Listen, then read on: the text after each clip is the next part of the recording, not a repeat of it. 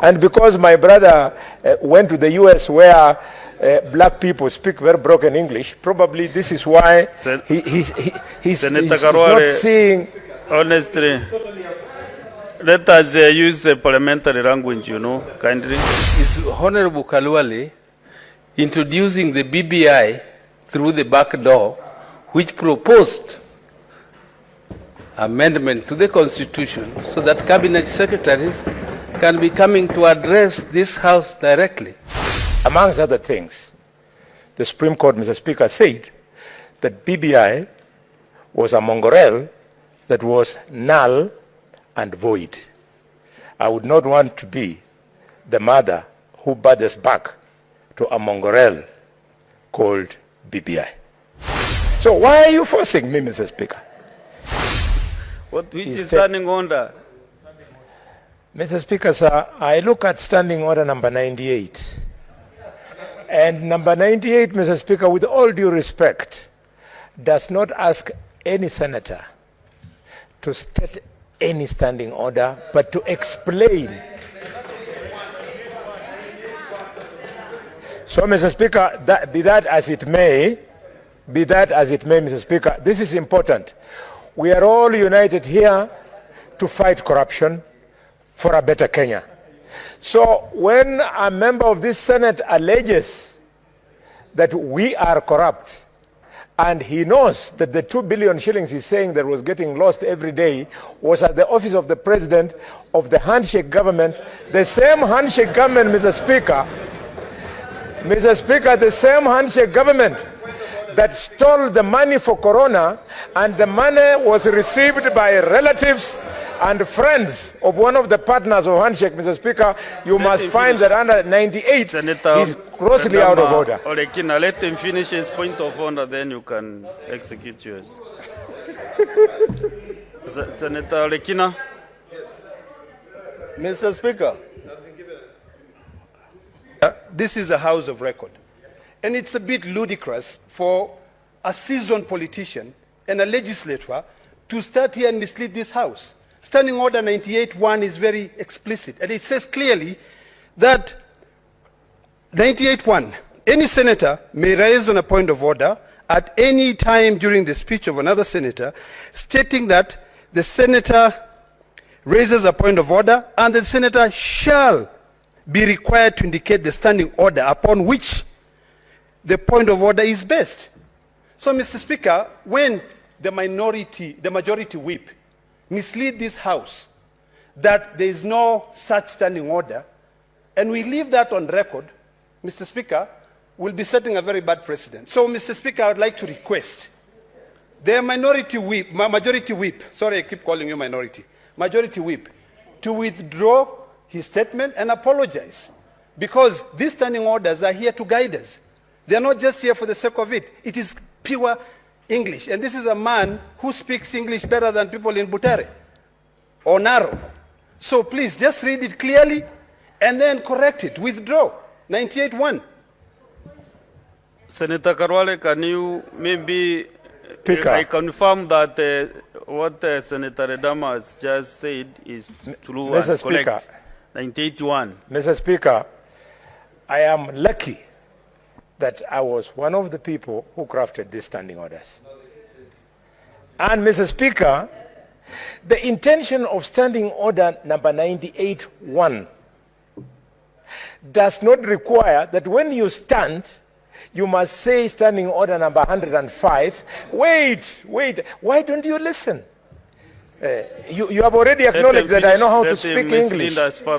It says, at the pleasure of this plenary, you can be challenged when you are looking to be irrelevant. But if a member of parliament rises on a point of order and clearly the issue is articulating, is referring to a point of order which is somewhere, you cannot expect every member to be remembering every point of order when they stand up, however brilliant you are. But you must remain within the standing orders. Senator Khalwale, with due respect, you know that is why we have the rules of the House. Every member is supposed to acquaint himself or herself with the rules of the House, so that you can be honest. Yes. So you cannot dismiss a standing order which has been okayed by this House. You know, these Mr. standing orders are products of this house.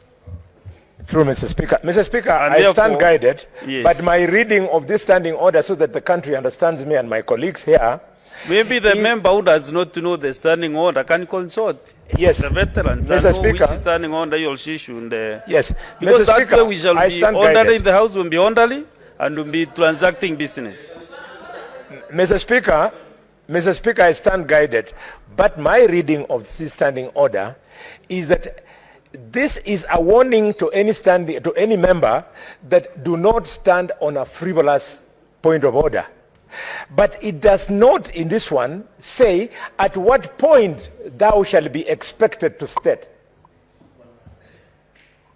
That's my departure. And because my brother went to the US where black people speak very broken English, probably this is why he's Senator not Khalwale, seeing.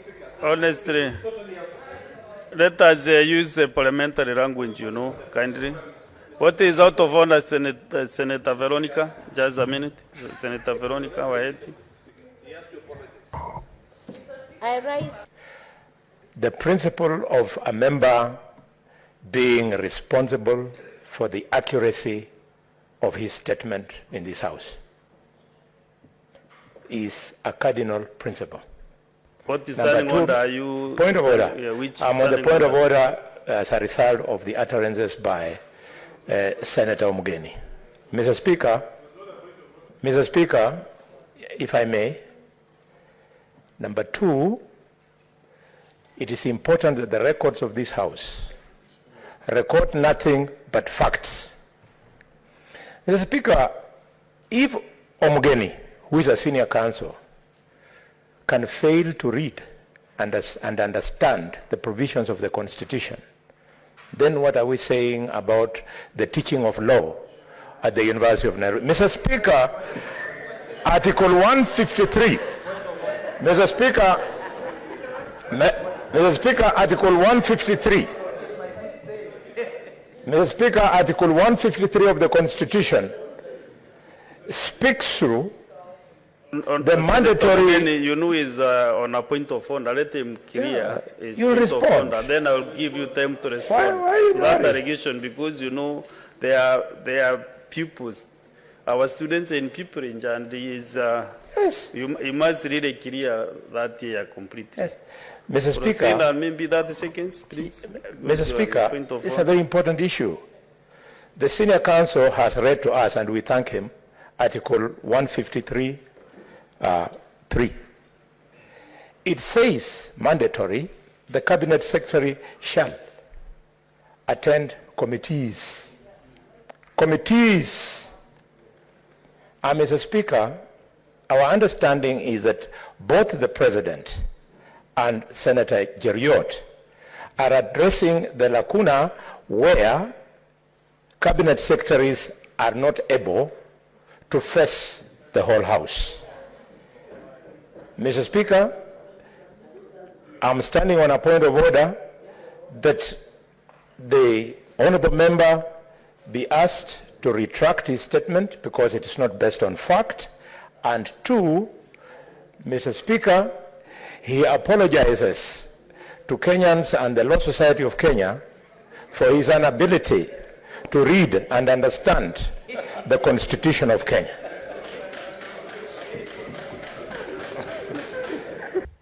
Mr. Speaker, Hon Khalwale is my neighbor and a good friend. I'm concerned Hon Khalwale seems to be discussing a senator whom is not mentioning the name. And there is no substantive motion to discuss a member. Is Hon Khalwale in order? Honorable Senator Boni Khalwale. Mr. Speaker, sir, unless the Honorable Distinguished Senator Viga is suffering from an ailment of daydreaming when his eyes are wide open. Mr. Speaker, I have not stated a member of the name of any member, neither of this House or the other House. Mr. Speaker, the word senator could mean I was referring to Senator Aaron Cheruyot, or I was referring to Senator Osotsi, or referring to Senator Ledama. It could be any one of those people. So why are you forcing me, Mr. Speaker? Mr. Speaker, I would just like to, I'm rising on a point of order on the issue which is being introduced by Honorable Khalwale, my very, very good friend, whom I respect, on the issue of the cabinet secretaries coming to address the House. Mr. Speaker, sir, is Honorable Khalwale introducing the BBI through the back door, which proposed amendment to the Constitution so that cabinet secretaries can be coming to address this House directly? Was His Excellency agreeing with us that we should amend the Constitution so that cabinet secretaries can come and address us directly? Mr. Speaker, certainly I cannot attempt to introduce the BBI on the floor of this House, for the reason that the Supreme Court of Kenya made a serious pronouncement which guided the entire country. And amongst other things, the Supreme Court, Mr. Speaker, said that BBI was a mongrel that was null and void. I would not want to be the mother who births back to a mongrel called BBI. Mr. Speaker, the President spoke to the issue of the Hustlers Fund. The Hustlers Fund, if we are not careful, if, Mr. Speaker, we roll out the National Hustlers Fund before doing the proper legislation, we will run the risk, Mr. Speaker, of the fund being either a failure or being abused, the way the Uwezo Fund, the Youth Fund, and so on have failed, because members of the public will say, this is government money.